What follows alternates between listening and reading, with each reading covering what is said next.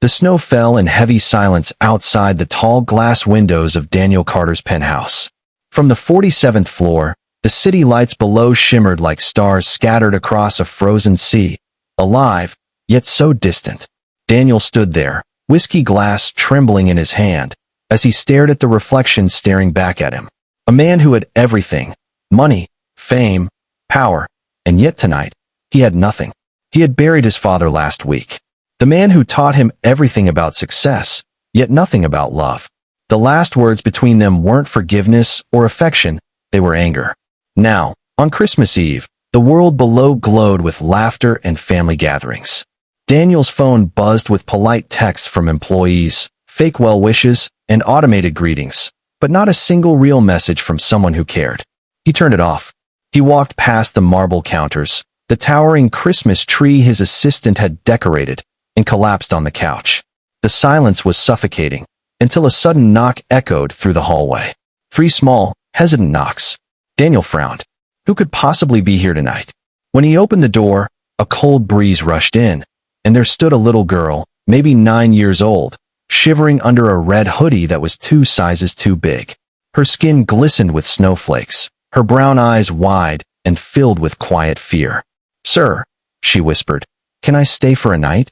Daniel blinked, unsure if he was imagining it. "What did you say?" The girl looked down, her tiny hands clutching a torn backpack. "It's freezing out here. I just need a place to stay tonight. I'll leave tomorrow. Promise." Every instinct in him screamed no. He wasn't a man who let strangers in. Not into his home, not into his heart. Especially not a child.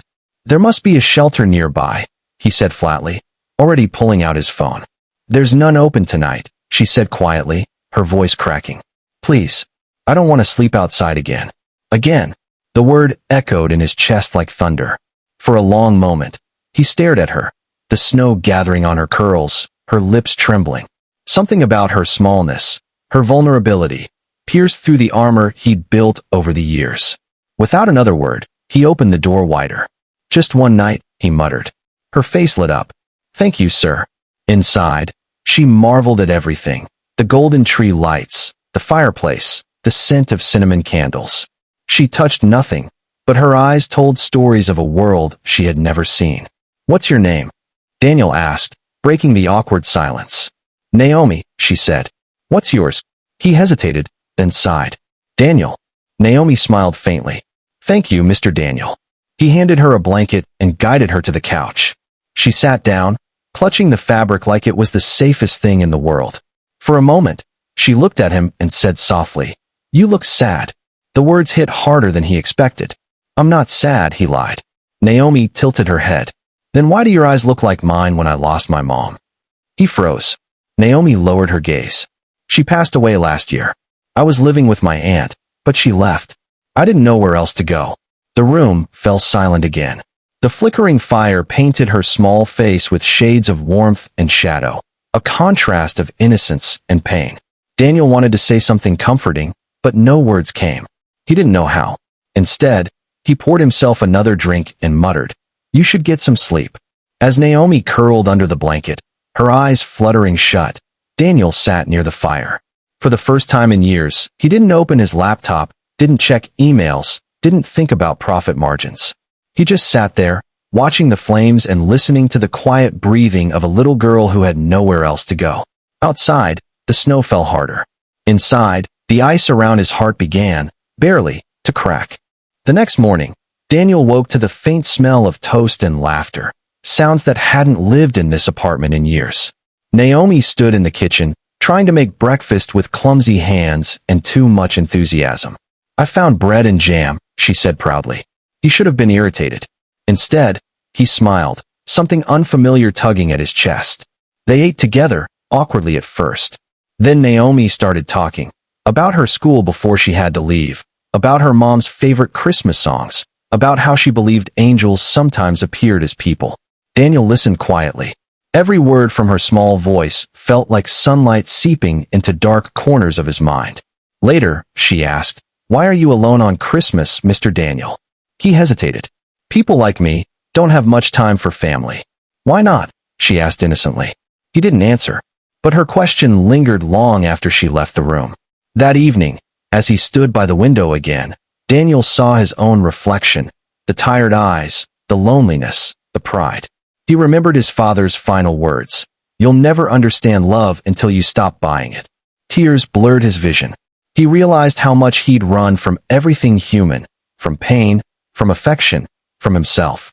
When Naomi handed him a paper star she'd made from old receipts, saying "For your tree," something inside him broke open.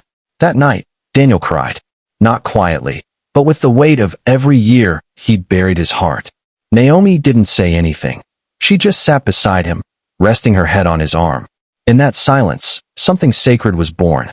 By morning, the city sparkled with sunlight. Daniel made breakfast this time, badly, but with effort. Naomi laughed at his burnt toast, her giggle echoing through the cold apartment like music. "Are you going home today?" he asked gently. She nodded. "I think I should. My mom used to say, no matter how dark it gets, the morning always finds you." Daniel felt his throat tighten. "Where will you go?" "I'll try to find my aunt again," she said. "But I'm not scared anymore." He looked at her. This small, brave child who had taught him more about courage in 2 days than a lifetime of business meetings ever could.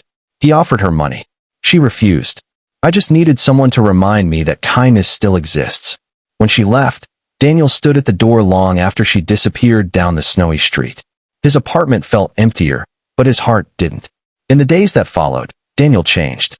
He reopened the foundation his father had once dreamed of, not for profit, but for children without homes. He began visiting shelters, schools, and orphanages. Every time he handed out gifts or heard a child laugh, he saw Naomi's eyes again, full of faith, reminding him that love was never gone. On New Year's Eve, Daniel stood beside a Christmas tree in a children's home, surrounded by kids singing carols. And for the first time in years, he felt peace. He whispered, almost to himself, "Thank you, Naomi, for knocking on my door." Outside, snow began to fall again, soft, forgiving, and full of light. Moral of the story: sometimes, the people who enter our lives by accident are the ones who heal us the most. Healing doesn't always come from grand gestures. Sometimes, it comes from a simple knock at the door, a shared moment of kindness, and the courage to open your heart again.